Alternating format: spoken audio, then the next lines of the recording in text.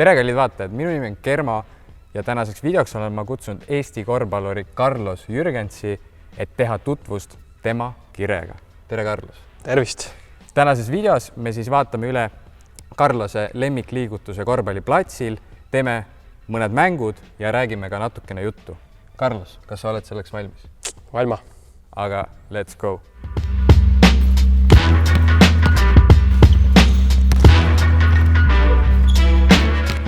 Okei, minu siis nii-öelda peamine liigutus korvpalliplatsil on tegelikult läbi aastate olnud juba üks selline hesitation, eesti keeles võib öelda kerge selline paus, millega ma üritan kaitsemängija nii-öelda tuua veidikene jalast sirgeks, võib-olla veidike rohkem kandade peale, mis annab mulle eelise, et ma saaksin siis kiirelt mööda minna, edasi lugeda teda.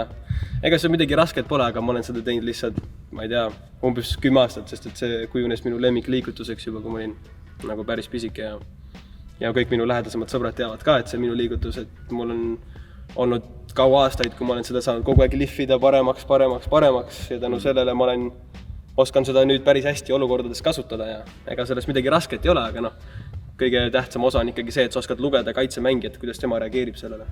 Show me! Põhimõtteliselt, kui ma tulen, ma olen palliga, põrgatan, ma näen, et mul on kaitse, kes istub jalast all. Ma hüppan korra ülesse lihtsalt sellepärast, et näha, mida ta teeb. Ja aga nagu selle liigutuse ikkagi peamine osa on see, et sa tood teise käe, olenevalt mis käega sa viskad, aga muidugi pole vahet, kummal käel sul pall algul on. Sa teed kerge hüppe ja siis sa nagu hakkad täpselt viskama, sa pead panema oma silmad korvile ja samal ajal paned teise käe veidike lähemale pallile. Just nagu hakkad kätte võtma üles minema, täpselt nagu viskaksid. Ja kui sa näed, et su kaitsemängija kas või natukenegi tõuseb või tal käsi tõuseb või ta korra tõmbab kandadele või varvastele, see on juba see, mida sa saad enda kasuks siis ära kasutada, sest et väike selline hesitation või paus, ta tõuseb natukene ja sellest sa juba lähed edasi. Siis järgmine käevaatus on niisugune madal, mängukiirusel see oleks siis umbes niisugune näiteks. Et sellest midagi rasket ei ole, muidugi sa oled ise ka kossu mänginud, vaata, et asi on kindlasti tuttav sulle. Põhimõtteliselt sa tuled mängukiirusega. Ja mis sa teed kaitsele on see, et sa vahetad oma kiirust, tempot, mis ongi tegelikult korvpallis põhimõtteliselt üks tähtsamaid elemente, et sa vahetad kiirust, ükskõik mida sa teed. See teeb kaitseelu võimalikult raskeks, sa tuledki kiirelt, sa korra aeglustad, korra nagu jäädki seisma, nagu teed selle pausi, sest kui kaitse näeb pausi, ta ka reageerib sellele kohe. Ehk siis sa tuledki hooga, sa jääd korra seisma.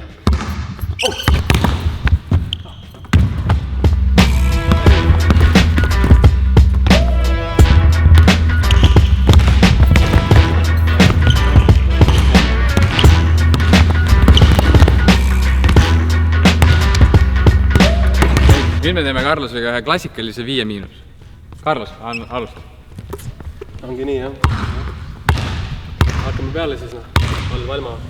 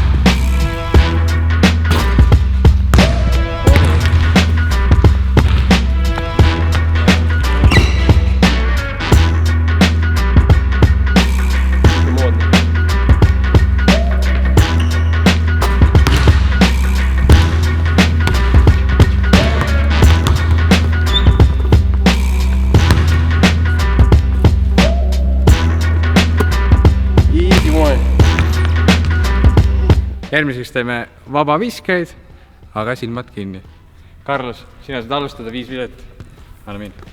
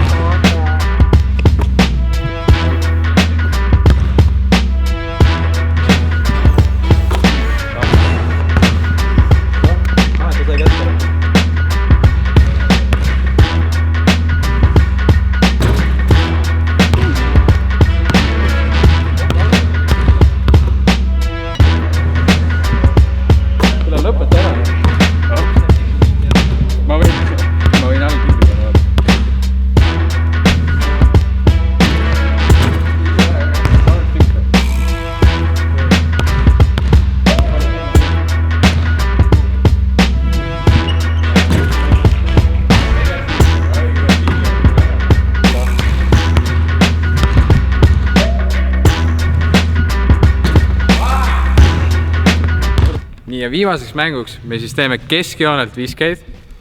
Mööda paned 10 kätekõõrust, paned sisse, oled võit. Anna minna.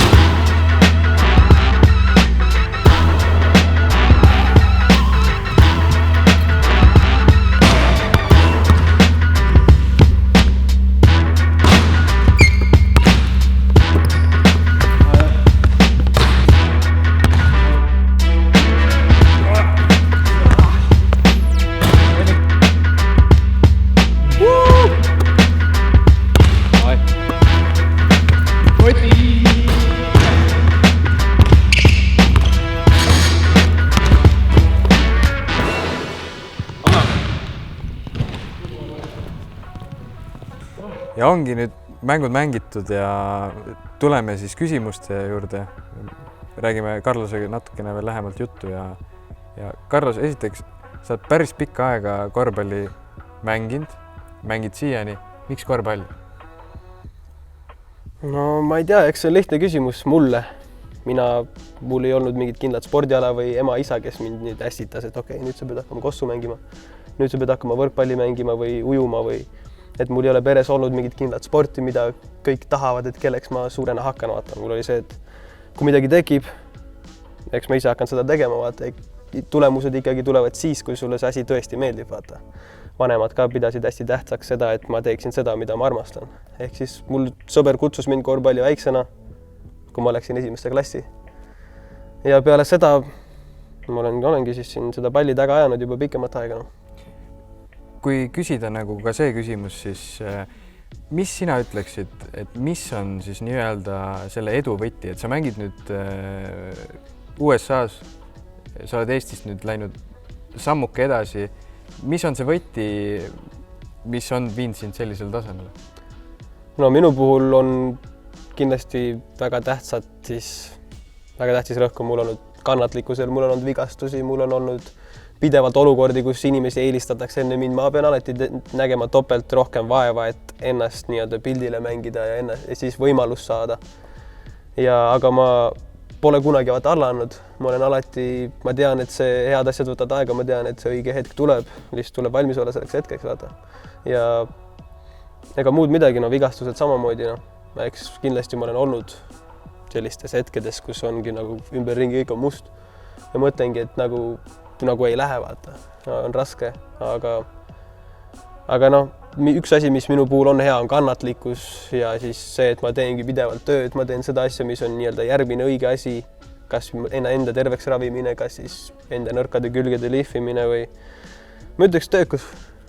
Ma olen üsna selline mängija, kes alati on nõus olema saalis enne ja pärast seda, kui teised on alustanud või lõpetanud ja mulle lihtsalt meeldib teha, ma tunnen ennast hästi, kui ma teen kõvasti tööd ja ja noh, ma olen juba piisavalt palju spordiga nii-öelda koos kasvanud, et ma tean, et ka need, kes teevad seda natukene ekstra tööd iga päev, et kui sa vaatad näiteks suuremat pilti, siis see kõik, sellel on suur tähtsus tegelikult.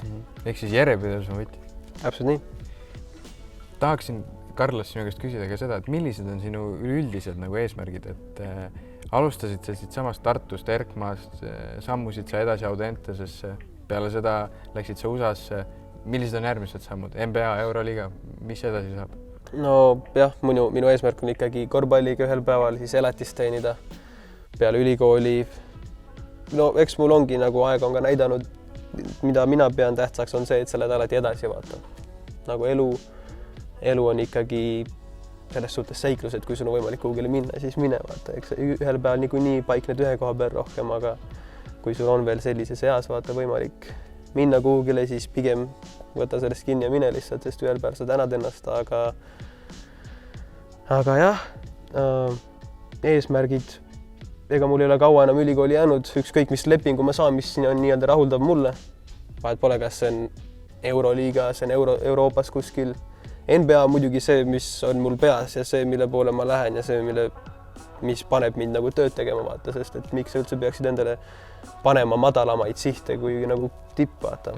Sest et kui sa, ma ei tea, kui sa ei taha jõuda sinna, kus maailma parimad on, siis ma isegi ei tea, miks sa seda teed vaata. Et mina võrdlen ennast kui ikkagi tippudega ja see on minu eesmärk, et jõudagi sinna, kus on parimatest parimad.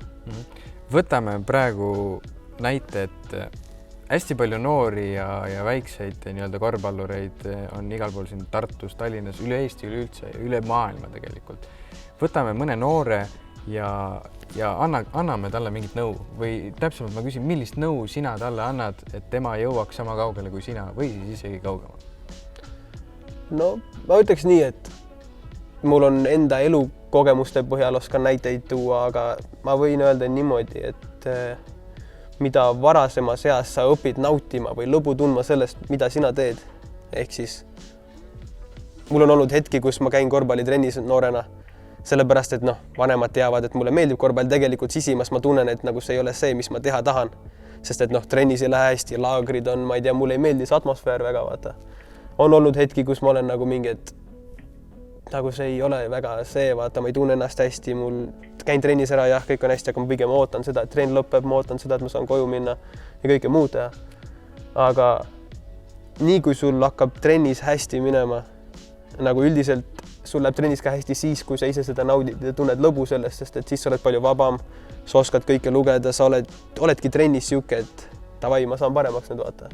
Et sa võtadki seda kui treeningut, kui võimalust ennast paremaks teha, mis tähendab ka seda, et sa mõistad seda kõike, et sa nagu tunned lõbu sellest. Vaata, kui sa tunned lõbu, siis sul lähebki paremini ja sa saad ise ka paremaks. Kogu see protsess on kiirem, kui sa ise tunned lõbu sellest.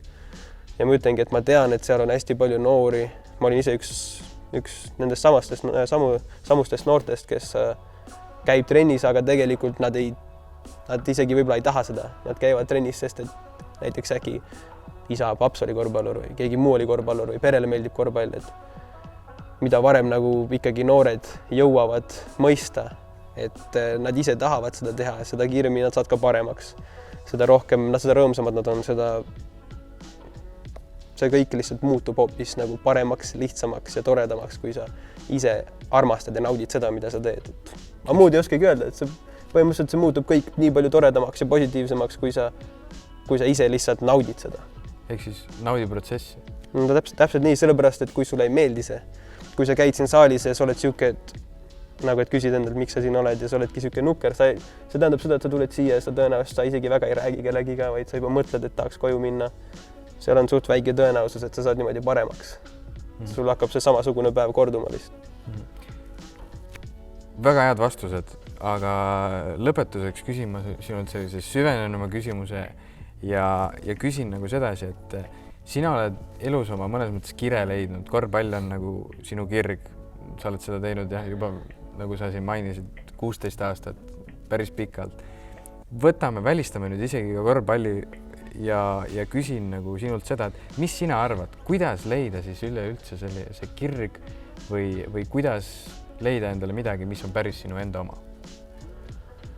no eks see on ka samamoodi selline küsimus, ma arvan, et see ongi elu, see on elu, mis õpetab sulle, sa peadki elus proovima erinevaid asju, sa pead elus seiklema, sa pead elus käima erinevates kohtades, kohtuma erinevate inimestega. Ja ma arvan, ühel päeval käib niimoodi, et sa ise ei märkagi seda võib-olla, et sa juba tegeledki millegiga, millest sa, nagu, mida sa naudid, vaata. Ja kui sa tegeled millegagi, mis sulle meeldib, see tähendab ka seda, et sa nagu süvendad või inglise keeles commit'id ennast rohkem sellesse valdkonda, mis tähendab ka seda, et sa panedki oma aja, sa investeerid oma aja ja kõike muud sellesse ühte valdkonda, mis sulle meeldib. Ja see võib muutuda millekski, mis on väga suur osa sinu elust, ma arvan.